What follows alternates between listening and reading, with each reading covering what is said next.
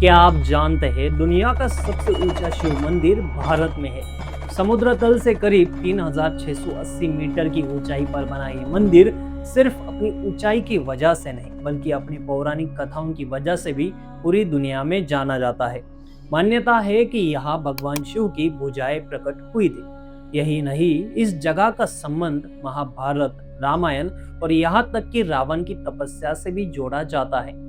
आखिर तुंगनाथ मंदिर की ऐसी क्या खासियत है जिसकी वजह से हर साल हजारों श्रद्धालु इतनी कठिन चढ़ाई तय करके यहाँ पहुँचते हैं? और क्यों कहा जाता है केदारनाथ की यात्रा तब तक पूरी नहीं मानी जाती जब तक पंच केदार के दर्शन न किए जाए।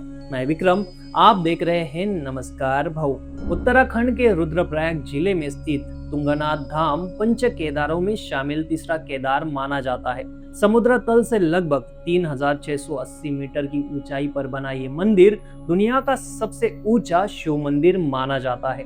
चारों तरफ बर्फ से ढकी हिमालय की चोटियां, शांत वातावरण और प्रकृति का अद्भुत नजारा इस स्थान को और भी दिव्य बना देता है। लेकिन तुंगनाथ सिर्फ अपनी खूबसूरती के लिए प्रसिद्ध नहीं है। इसकी सबसे बड़ी पहचान इसकी पौराणिक कथा है जो सीधे महाभारत से जुड़ी हुई है। कहा जाता है कि महाभारत का युद्ध खत्म होने के बाद पांडव अपने ही रिश्तेदारों की मृत्यु से बेहद दुखी थे। उन्हें एहसास था कि युद्ध भले ही धर्म के लिए लड़ा गया हो, लेकिन इतने बड़े रक्तपात का पाप उनसे जुड़ गया है। इस पाप से मुक्ति पाने के लिए उन्होंने भगवान शिव की आराधना करने का फैसला किया।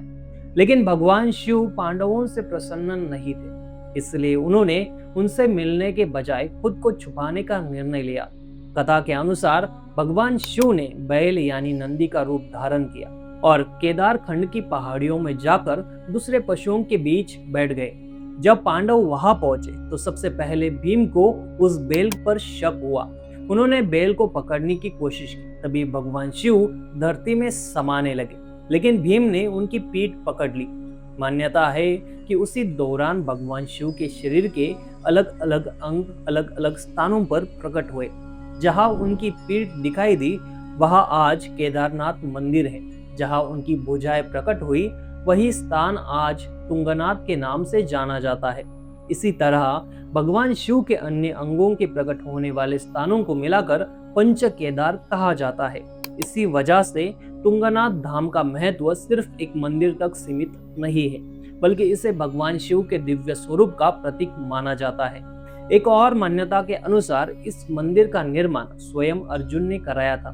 कहा जाता है कि पांडवों ने यहाँ कई दिनों तक तपस्या की और भगवान शिव का आशीर्वाद प्राप्त किया। तभी से यह स्थान साधना और भक्ति का प्रमुख केंद्र माना जाता है। लेकिन तुंगनाथ का संबंध सिर्फ महाभारत तक ही सीमित नहीं है। इसकी कहानी रामायण काल से भी जुड़ी हुई मानी जाती है। कई धार्मिक मान्यताओं के अनुसार लंका के राजा रावण ने भी भगवान शिव को प्रसन्न करने के लिए इसी क्षेत्र में कठोर तपस्या की थी।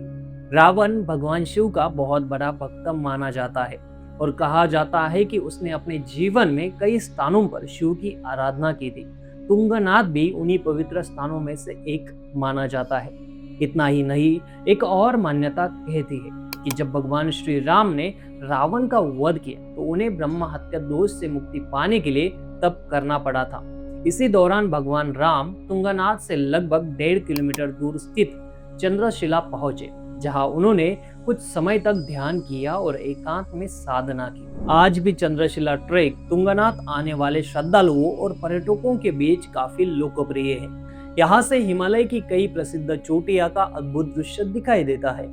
धार्मिक मान्यताओं के अनुसार जो श्रद्धालु केदारनाथ के साथ साथ पंच केदार के दर्शन भी करता है उसे विशेष पुण्य की प्राप्ति होती है। ऐसा माना जाता है कि भगवान शिव की कृपा ऐसे भक्तों पर हमेशा बनी रहती है और उन्हें मोक्ष का मार्ग प्राप्त होता है।